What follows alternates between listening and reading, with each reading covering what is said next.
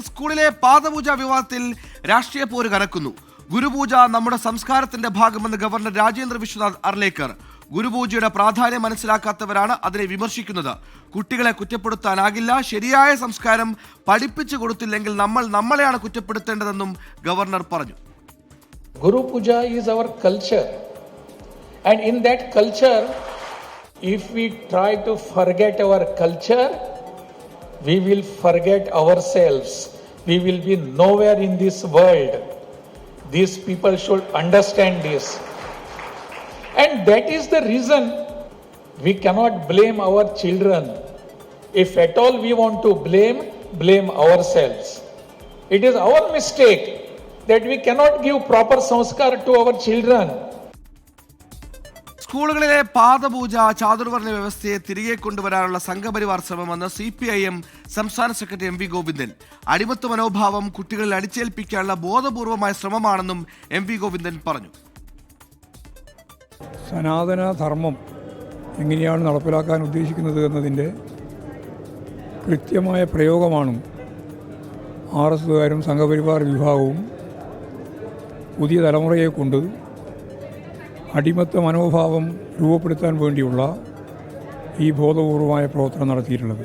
നൂറ്റാണ്ടുകൾക്ക് മുമ്പ് രാജ്യം സംസ്കരിച്ച ഒരിക്കലും പാടില്ല എന്ന് പറഞ്ഞ ചാതുർവർണ്ണ വ്യവസ്ഥയുടെ ഭാഗമായിട്ടുള്ള ഒരാചാര രീതി നടപ്പിലാക്കാനാണ് ആധുനിക സമൂഹത്തിൽ കേരളം പോലുള്ളൊരു സംസ്ഥാനത്ത് ഈ RSSകാരും സംഘപരിവാർ വിഭാഗവും ചേർന്ന് അവർ കൈകാര്യം ചെയ്യുന്ന വിദ്യാഭ്യാസ സംവിധാനത്തിൻ്റെ മേലെ നടപ്പിലാക്കാൻ ഇപ്പോൾ തീരുമാനിക്കുകയും നടപ്പിലാക്കുകയും ചെയ്തിട്ടുള്ളത്.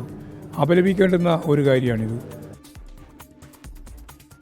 റിനു ശ്രീധർ തിരുവനന്തപുരത്ത് വിവരങ്ങളുമായി ചേർന്നു. റിനു, ഈ ഭാരതാംബ ചിത്രവിവാഹത്തിന് പിന്നാലെ സംസ്കാരത്തിന്റെ പേരിലൂന്നി മറ്റൊരു പോരുകൂടി തുറക്കുന്നു പാദപൂജയുടെ പേരിൽ.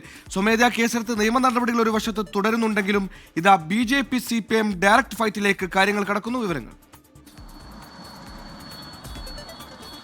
സുഹേൽ സൂചിപ്പിച്ചതുപോലെ തന്നെ കഴിഞ്ഞ ദിവസങ്ങളിൽ നമ്മൾ കണ്ടതാണ് ഭാരതാംബ ചിത്ര വിവാദവുമായി ബന്ധപ്പെട്ട് ഒരു വശത്ത് ഗവർണറും RSSും മറുവശത്ത് CPIMും അതുപോലെ തന്നെ സംസ്ഥാന സർക്കാർ നിലകൊള്ളുന്ന ഒരു സാഹചര്യം. അതേ ഒരു സാഹചര്യം തന്നെയാണ് പാദപൂജ അല്ലെങ്കിൽ ഗുരുപൂജയുമായി ബന്ധപ്പെട്ടുകൊണ്ട് ഇപ്പോൾ സംസ്ഥാനത്ത് നടക്കുന്നത് എന്നുള്ളതാണ്. ഒരു വശത്ത് RSSും ഗവർണറും മറുവശത്ത് CPIMും അതുപോലെ തന്നെ യൂത്ത് കോൺഗ്രസും KSUവും SFIയും അടക്കം സംസ്ഥാന സർക്കാർ അടക്കം വിദ്യാഭ്യാസ വകുപ്പ് അടക്കം നിലകൊള്ളുന്നു എന്നുള്ളതാണ്. ഇന്ന് ഗവർണർ തിരുവനന്തപുരത്ത് ബാലരാമപുരത്ത് വെച്ച് ബാലഗോകുലം പരിപാടി ഉദ്ഘാടനം ചെയ്തുകൊണ്ട് പറഞ്ഞത് ഇതൊരു സംസ്കാരത്തിന്റെ ഭാഗമാണ് എന്നുള്ളതാണ് ഗുരുപൂജ എന്ന് പറയുന്നത്. ആ സംസ്കാരത്തെ ഇഷ്ടപ്പെടാത്തവരാണ് ഇതിനെ എതിർക്കുന്നത്, അല്ലെങ്കിൽ സംസ്കാരത്തെ ഇല്ലാതാക്കാൻ ശ്രമിക്കുന്നവരാണ് ഇതിനെ എതിർക്കുന്നതാണ് എന്നുള്ളതാണ്. കൊച്ചുകുട്ടികളെ കുട്ടിക്കാലം മുതൽക്ക് തന്നെ ഈ ഗുരുപൂജ പഠിപ്പിച്ചെടുക്കേണ്ടതാണ് എന്നതടക്കം അദ്ദേഹം മുന്നോട്ട് വെക്കുന്നുണ്ട്. അതായത് സംസ്ഥാന സർക്കാർ വിദ്യാഭ്യാസ വകുപ്പ് അടക്കം ഈ ഗുരുപൂജയെ എതിർക്കുന്ന ഒരു സാഹചര്യം നിലകൊള്ളുമ്പോഴാണ് ഗവർണറുടെ ഭാഗത്ത് നിന്ന് ഇത്തരത്തിലുള്ള ഒരു വിമർശനം ഉണ്ടായത് എന്നുള്ളതാണ്. നമുക്കറിയാം കഴിഞ്ഞ ദിവസം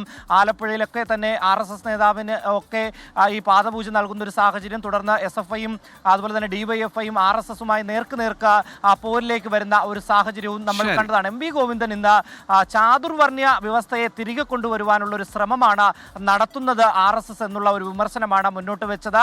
രാഹുൽ മാങ്കൂട്ടം അടക്കം മുന്നോട്ട് വന്ന അഭിപ്രായം പറയുന്ന ഒരു സാഹചര്യമുണ്ട്. അതായത് ഗുരുക്കളെ ബഹുമാനിക്കുവാൻ, ആ ഒരു സംസ്കാരം പഠിപ്പിക്കുവാൻ RSS മുന്നോട്ട് വരണ്ട എന്നുള്ളതാണ് രാഹുൽ മാങ്കൂട്ടം പറഞ്ഞത്. KSUവും ഗവർണർക്കെതിരെ പരസ്യമായി രംഗത്ത് വന്നിട്ടുണ്ട്. എന്തായാലും ഈ ഗുരുപൂജയുമായി ബന്ധപ്പെട്ടുകൊണ്ട് സംസ്ഥാനത്ത് വീണ്ടും ഒരു രാഷ്ട്രീയ പോര് കനക്കുന്നു എന്ന് തന്നെ നമുക്ക് പറയേണ്ടി വരും. സുഹേൽ, എന്തായാലും ഗവർണർക്കെതിരെ CPIMും കോൺഗ്രസും മുന്നോട്ട് വന്നിട്ടുണ്ട്. ഈ പറഞ്ഞതുപോലെ തന്നെ ഈ RSS വൽക്കരിക്കാനുള്ള ശ്രമം ഉന്നത വിദ്യാഭ്യാസ മേഖല നടക്കുന്നുവെന്ന ആരോപണങ്ങൾ അത് ഉയരുന്നതിനിടെയാണ് ഇത്തരം മാനേജ്മെന്റുകളുടെ കീഴിലുള്ള സ്കൂളുകൾ ഇപ്പോൾ പാദപൂജ ഉണ്ടായിരിക്കുന്നത്. അതിൽ വിവാദം ഇപ്പോൾ ഉയരുന്നു.